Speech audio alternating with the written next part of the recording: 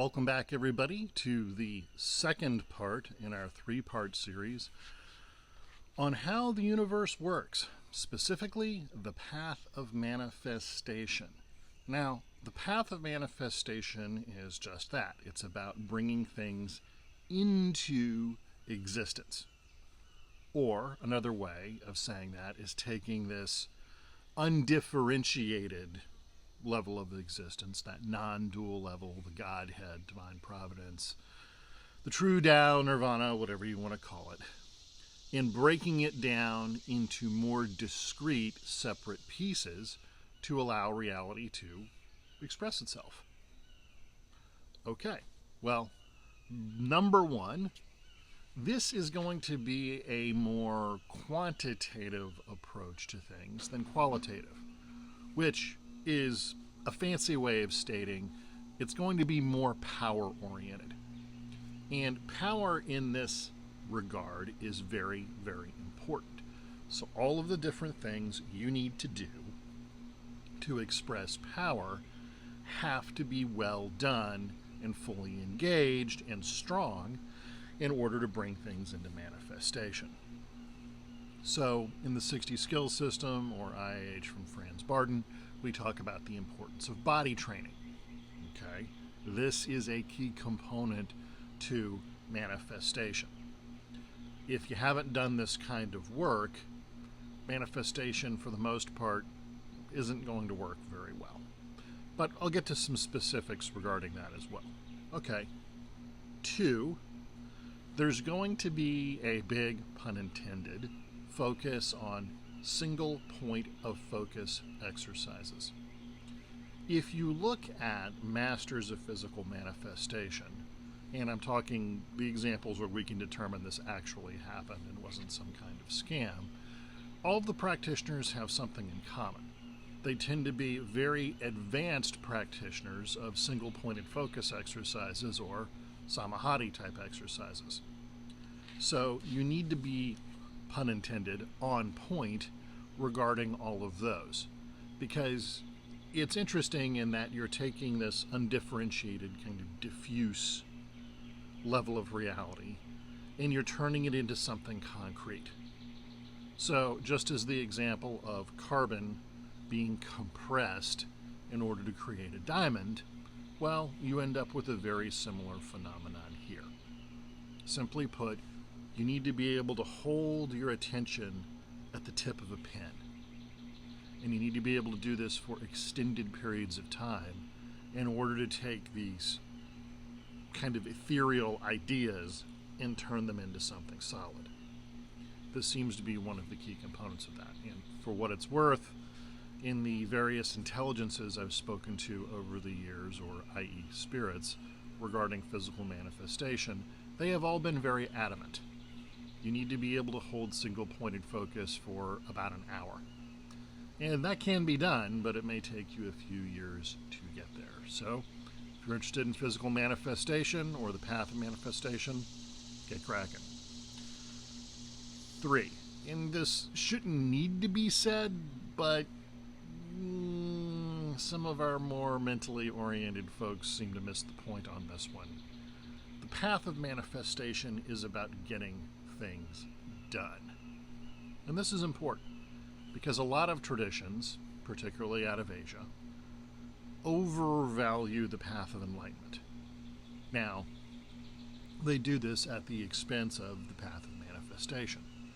The result of which is those societies can have very enlightened people, but their technology is often primitive in comparison. So let's talk about this a little bit. Okay, Buddhism, for example, again, very much a path of enlightenment type thing that doesn't pay a whole lot of attention to the path of manifestation.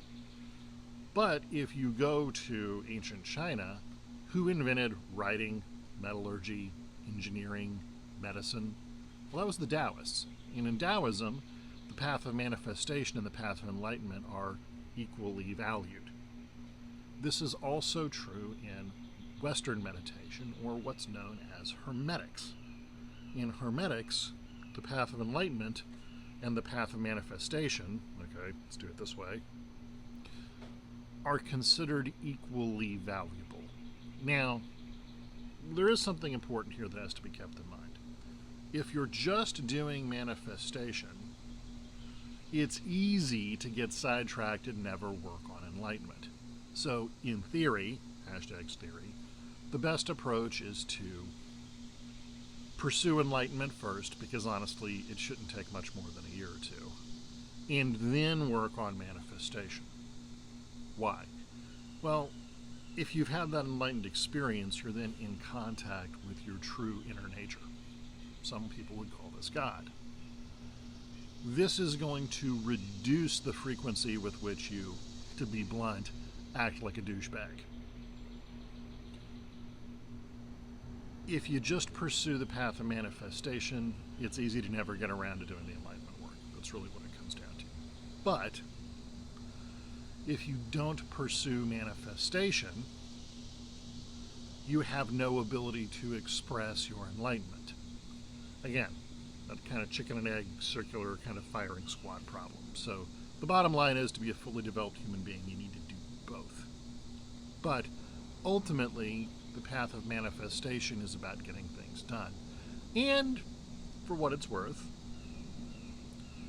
from what I've gathered over the years, last 3 decades of the meditative experience, incarnating in the here and now, in this world that you and I live in, is very difficult to do, number one. 2, there's a long waiting line in order to be able to do so. And 3, if you choose to do nothing with your life, and you have the opportunity to do something with your life, it would appear the punishment for that in the afterlife is quite severe. This is not a place where you just hang out. And along those lines, I've frequently seen people who achieved a certain level of enlightenment and then basically died shortly thereafter. They weren't doing anything here, so there was no point in their hanging around. Path of manifestation is about getting things done. Keep that in mind. All right. What's the most common method for engaging the path of manifestation? The most common path for doing this is to place an idea, thought form, mental construct, if you will, on the astral level of existence. And if you do this often enough, and you pump enough energy into it long enough, generally speaking, that thing that you're picturing will come to pass. It will actually happen. This is one of the reasons why rich people tend to stay rich, poor people tend to stay poor, sick people tend to stay sick, weak people tend to stay weak, strong people tend to stay strong. Why? Because they're subconsciously putting this picture of what they want, or what they perceive themselves to be, into the astral, and it feeds itself. Pretty simple. You know, Arnold Schwarzenegger was by a pool with Reg Park, the most famous bodybuilder of Arnold's early career. And he talked about having this vision that he was a king on a mountain, on a throne, and all these other kinds of things happened. Those kinds of positive visualization drills a lot of these manifestation experts give you, they work. You have to give it the effort, okay? And we're about to get to the catch part of this in a moment, but that's the most common approach for manifestation magic. However, now we get to my favorite part of the path of manifestation. It's called the bottleneck. All right. If you want to manifest something in your life, you have to give it a mechanism for doing so. So, as one manifestation expert once said, you can work the most kick-ass Jupiter ritual you want, but if you're a bum living on a street corner, the best you're going to do is find a wallet with a couple $100 in it. Why? Well, that's all of the work you've done to give expression to that energy that you just put out into the subtle worlds.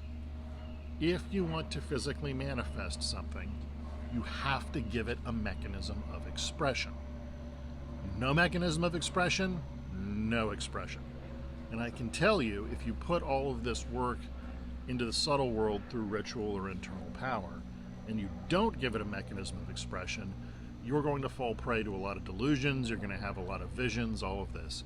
Because that energy has to bleed out somewhere. It can't just stay static in one place. It has to move.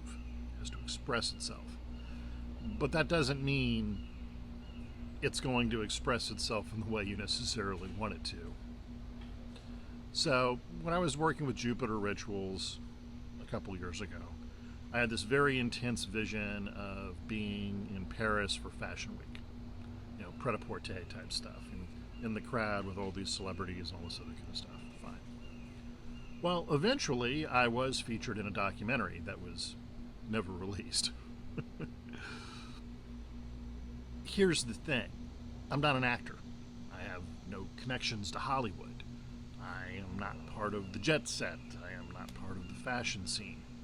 So, no matter how strongly I manifested that vision, without becoming those other things, a small indie documentary that was ultimately never released was as close to that as I could get. It was a great experience, and being on set was a lot of fun. But again, if you want something to manifest, you have to give it a mechanism of expression, or it doesn't happen. Now that said, using things like manifestation magic through the path of manifestation, wealth magic, all this other kind of stuff, can greatly accelerate your rate of progression if you're willing to do the work. You wind up with that chance meeting with a big donor in an elevator, you run into another individual working on something comparable to what you're working on, you get together, everything happens. But you have to do the work. And this leads to part B of the bottleneck issue. Physical manifestation. Is physical manifestation real? Setting a sheet of paper on fire, for example, that kind of thing. Yeah, it happens. I've never met anybody who had an ability at it. I've had many encounters with people who've had experiences with it. This is kind of the problem in that, like with a lot of esoterica, if you don't have the right training methodology, you can get bottlenecks at certain levels of reality. The biggest one we have is the bottleneck of subtle energy at the astral or vital or near physical, not being able to translate directly into the physical world. And this is confusing because the theory works perfectly well on the way up the path of enlightenment. You make energies more diffuse, you gather things together, boom, it kicks over. Everything works as it should. On the way back down, from the non-dual to the akashic to the mental to the astral, that whole process works exactly as it should. But that final step between the astral or vital and the physical seems to take a little something else. So, single-pointed focus exercise is certainly a part of this.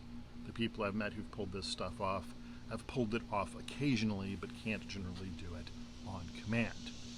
Maybe one of you wonderful people out there can figure out what the missing ingredient in the secret sauce is. If you liked the topic of today's discussion, please give us a like down below and consider subscribing to the channel. In the comments section of the box below, you can see all the different places you can go to learn about the 60 Skills curriculum. Otherwise, as per usual, train hard and be well.